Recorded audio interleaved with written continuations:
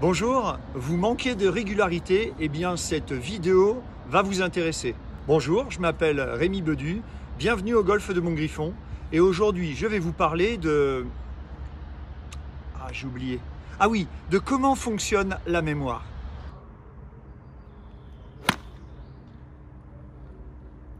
On a tous un jour fait un bon coup, on n'est pas à l'abri d'un bon coup.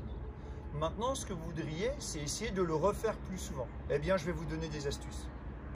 Quand vous tapez une bonne balle de golf, mettez de l'émotion et mettez un petit ancrage, comme un petit yes ou un serrage de poing.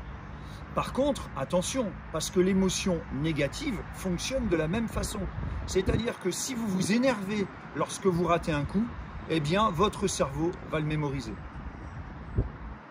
La deuxième astuce pour mémoriser vos bons coups de golf, eh bien pour ça, il faut comprendre comment fonctionne la mémorisation. Il faut savoir, et ça c'est Edgar Dell qui l'a dit, et vous allez voir la pyramide, que vous retenez 10% de ce que vous lisez, 20% de ce que vous entendez, 30% de ce que vous voyez, parce que vous êtes passif. Par contre, vous allez retenir 90% de ce que vous exprimez après avoir vécu une expérience. C'est ce qu'on appelle la reformulation. Donc après un bon coup, eh bien essayez de trouver les mots, de verbaliser et de reformuler ce que vous avez ressenti lors de votre entraînement. Ma troisième astuce pour que vous puissiez mémoriser vos bons coups de golf, eh bien je vais faire l'analogie avec le petit poucet. Vous savez que le petit poucet, pour se retrouver dans la forêt, avait semé des repères. La première fois, il avait semé des miettes de pain et au premier coup de vent, il s'est perdu. Eh bien, vous, c'est pareil. Si vos repères ne sont pas assez bons, eh bien, sous pression ou en compétition, vos repères vont s'effacer. Donc, choisissez de bons repères qui puissent fonctionner après en compétition et mettez-les à l'épreuve de la pression.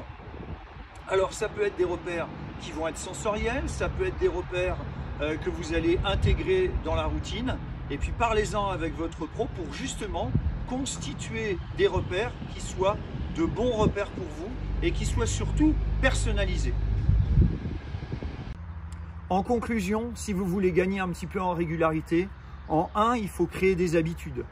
En 2, il faut essayer de mettre des repères dans une routine. En 3, reformuler. Et puis en 4, eh bien, mettez de l'émotion, mais de l'émotion positive. Donc prenez du plaisir. Amusez-vous.